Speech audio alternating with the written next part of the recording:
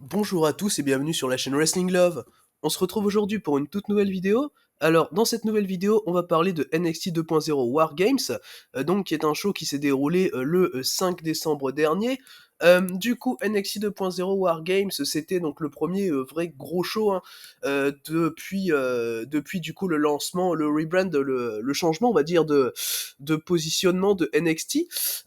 Du coup, sachant que je compte pas vraiment Halloween Havoc comme un très gros show comme peut l'être War Games.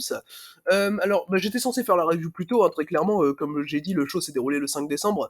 J'étais en semaine d'examen, j'étais un peu malade également, donc voilà, c'est pour ça que j'ai pas fait quelques reviews pendant quelques jours, mais là du coup je vais en faire pas mal je pense.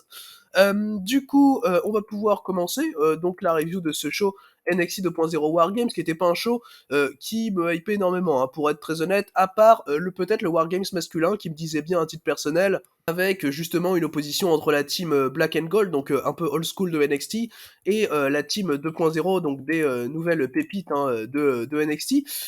Et du coup, c'était le match qui m'a hypé bien. Après, sinon, le reste en soi, c'était pas ce qui me disait peut-être le plus.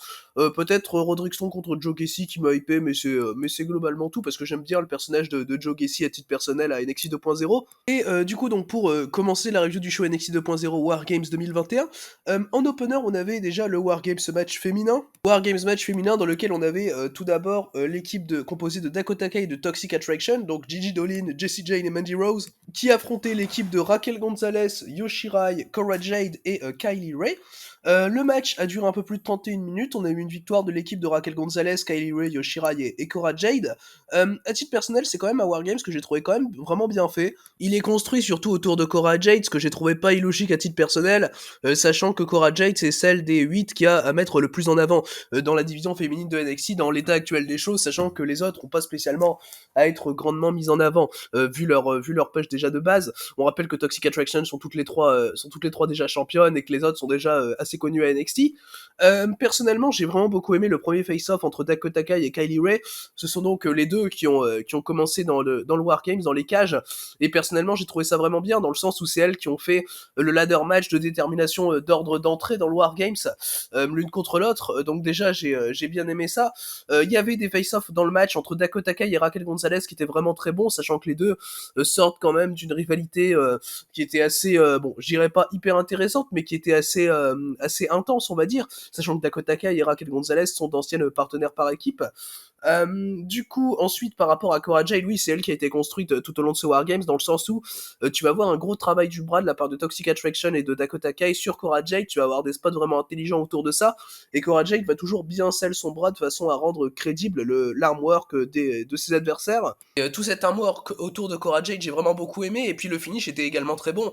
En fait, dans le finish, tu as Raquel Gonzalez qui porte son finisher sur Mandy Rose, et tu as du coup Cora Jade qui était juste à côté, parce que Raquel Gonzalez pouvait pas faire le tomber, tu as Cora Jade qui était juste à côté, qui en profite pour faire le tomber sur Mandy Rose, et qui du coup remporte le War Games.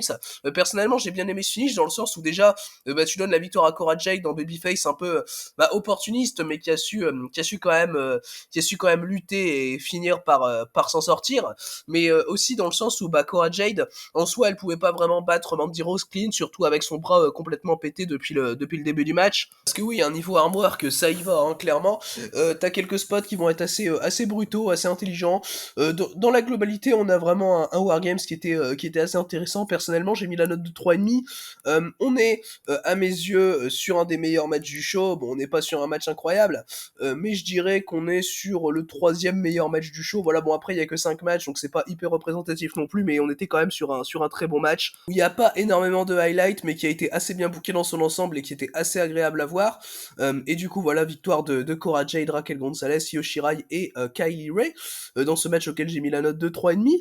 On va désormais pouvoir passer du coup au deuxième match du show.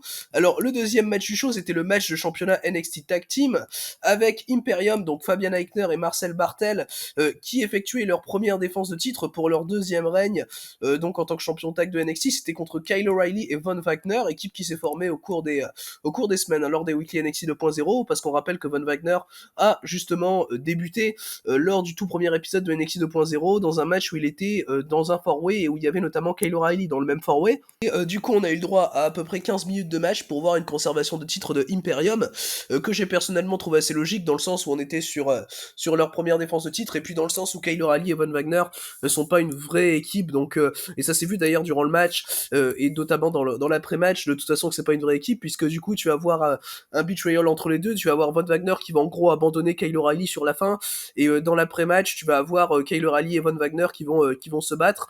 T'as Von Wagner qui attendait Kyle O'Reilly derrière pour l'attaquer, t'as Kyle O'Reilly qui l'avait prévu et qui du coup le contre et tout, et t'enchaînes sur une bagarre entre les deux. Enfin, personnellement, voilà, déjà ça, j'ai trouvé ça pas illogique en soi. Par rapport au match en lui-même, c'est un très bon match par équipe. Personnellement, j'ai mis la note de 3,75. Les deux équipes ont vraiment une très bonne alchimie, j'ai trouvé. Von Wagner a très bien joué son rôle de powerhouse. Il a été vraiment intéressant dans le match, et c'est pas souvent que j'ai l'occasion de dire ça de lui, sachant que Von Wagner, à la base, c'est pas un catcheur que j'aime bien, hein, très honnêtement. Le peu de fois où j'ai pu le voir catcher à NXT 2.0, je l'ai trouvé vraiment pas bon, vraiment lent, vraiment... Enfin, vraiment, le mec, enfin, finalement, il desservait au match dans lesquels il pouvait être.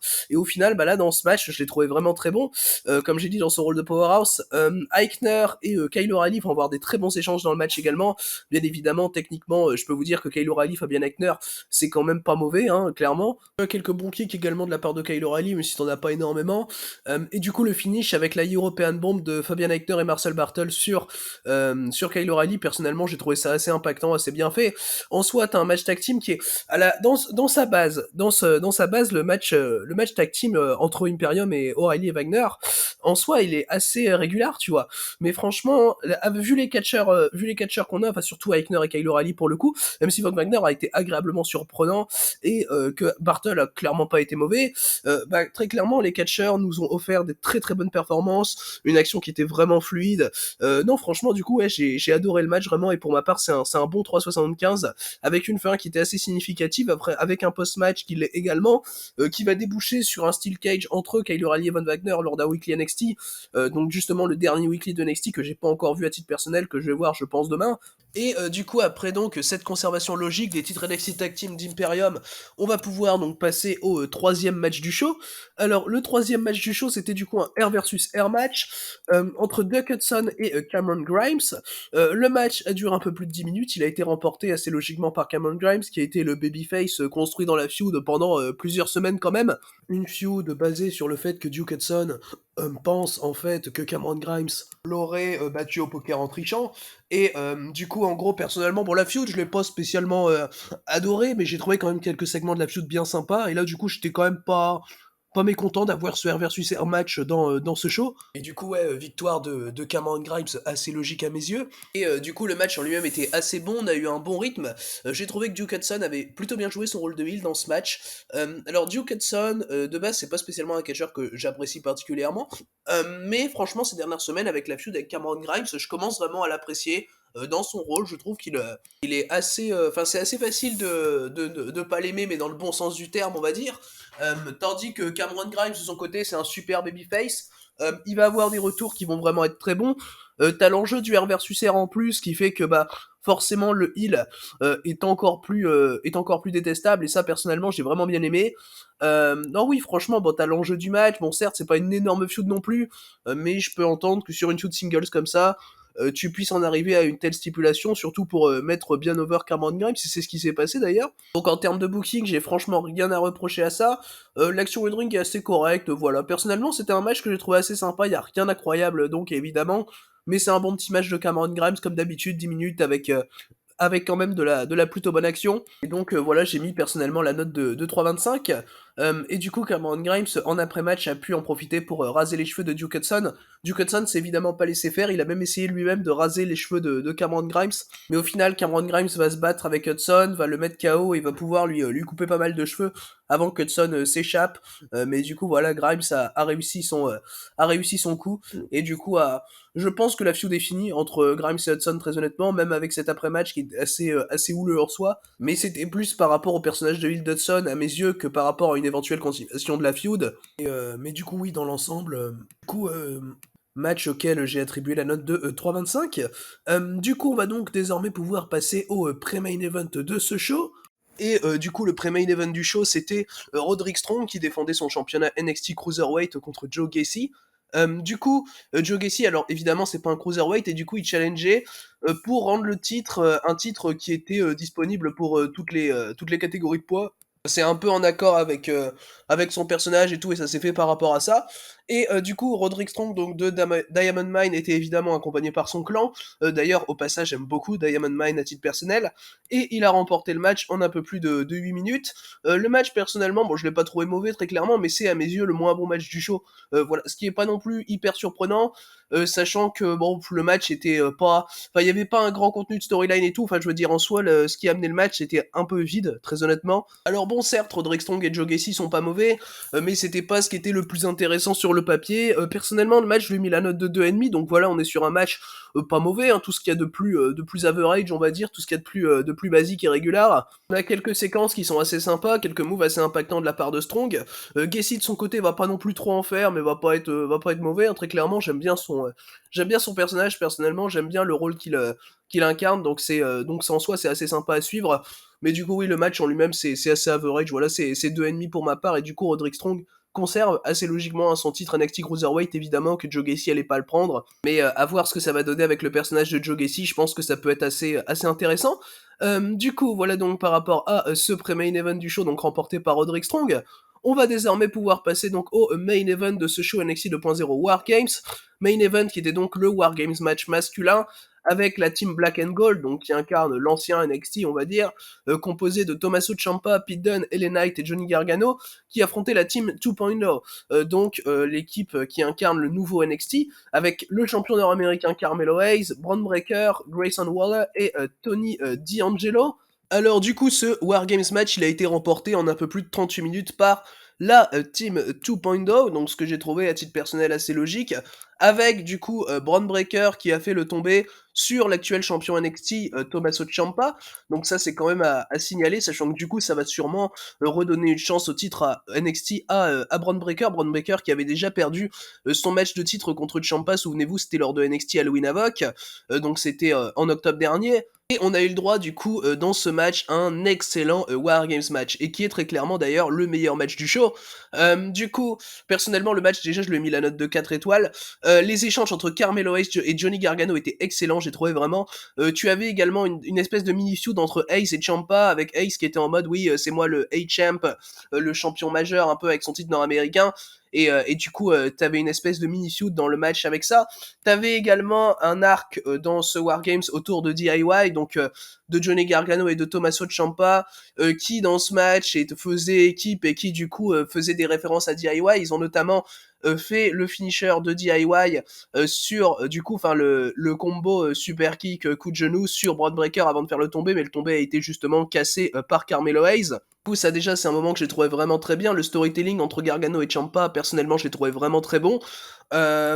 Gargano a très bien joué ce rôle de babyface. T'as aussi un petit segment avec Dexter Lumis qui va du coup faire fuir Trick Williams, parce que Trick Williams venait chercher des objets en bas du ring, en dessous du ring, pour les donner à la team 2.0, et notamment à Carmelo Hayes, mais du coup t'avais Dexter Lumis en dessous du ring qui a fait fuir donc Trick Williams, Dexter Lumis qui on le rappelle désormais en alliance avec Johnny Gargano qui effectuait là du coup son dernier match chez WWE, parce que désormais il est free agent. Du coup tu sentais que c'était un peu la der de Johnny Gargano, tu sentais qu'il était là pour se faire plaisir, pour avoir pas des callbacks avec Ciampa et tout, t'as le combo Willow's Bell Final Beat DDT qui était vraiment très bien j'ai trouvé.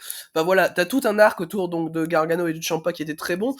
T'as un arc également dans une storyline autour de LA Knight et Grayson Waller, que j'ai vraiment bien aimé à titre personnel. Grayson Waller, il est arrivé à s'imprégner du style du Wargame, j'ai trouvé. J'avais un peu peur qu'il fasse un peu trop le spot monkey à titre personnel, mais il s'est vraiment bien imprégné du style et il a été vraiment très bon dans ce qu'il a fait. LA Knight en face, évidemment, c'est un super catcheur, c'est un gars qui correspond extrêmement bien à WWE, donc forcément il a très bien fait son taf. LA Knight a quelques très bons spots en termes de storytelling également, avec Tommaso Ciampa qui va notamment faire un Air Crash depuis la deuxième ou troisième corde sur Bron Breakker, et tu as Bron Breakker qui va s'en dégager. J'ai vraiment bien aimé ça dans le sens où l'année dernière Ciampa avait gagné le War Games masculin, non c'était en 2019 pardon que Ciampa avait gagné le War Games masculin, et il l'avait fait avec un Red Crash. Bon c'était du haut de la cage, mais en gros c'était un Avalanche Red Crash, et du coup cette fois Breakker s'en dégage, et j'ai vraiment bien aimé ça. Enfin c'était contre Adamco là qu'il avait gagné en 2019, mais du coup t'as une espèce de callback à ça, et personnellement j'ai trouvé ça très cool. Enfin tu vas avoir aussi du coup des moments où les quatre vont se battre contre les quatre autres. Du coup, t'as des échanges Pete Dunne, Tony D'Angelo, en même temps que des échanges de Carmelo Hayes, Johnny Gargano et tout. Enfin, c'est vraiment très bien, j'ai trouvé. Mais dans l'absolu, du coup, NXT nous a donné un très bon Wargames, même un excellent Wargames avec beaucoup de storytelling qui était extrêmement agréable à voir et qui a duré 38 minutes, mais qui n'était même pas vraiment trop long en fait. J'ai vraiment pas ressenti la longueur de ce Wargames. Contrairement peut-être au Wargames féminin que j'ai peut-être trouvé un poil trop long, mais celui-là, non, j'ai vraiment pas ressenti les 38 minutes, c'était hyper agréable à regarder, bien brutal, non, vraiment excellent. Franchement, et Braun Breaker qui a été super dans son rôle de Powerhouse, vraiment, on le dit jamais assez, Braun Breaker est un monstre. Le mec, tu sens que c'est un descendant Steiner, hein. Le mec est vraiment excellent, c'est un plaisir à voir catcher Braun Breaker, que ce soit dans ses échanges avec Ciampa, Gargano. Il y a pas mal de spots Powerhouse de sa part qui sont vraiment excellents. Et la fin est super également. Enfin voilà, Braun Breaker a été vraiment vraiment excellent dans ce Wargame. C'est pour moi c'est le MVP de ce match d'ailleurs. Il y a vraiment quelque chose à construire avec ce gars. Je le dis jamais assez. De toute façon, un jour il sera champion universel WWE. Enfin ça me paraît assez logique. Et du coup je pense que c'est avec cet éloge de Braun Breaker qu'on peut conclure du coup cette partie sur le Wargames masculin.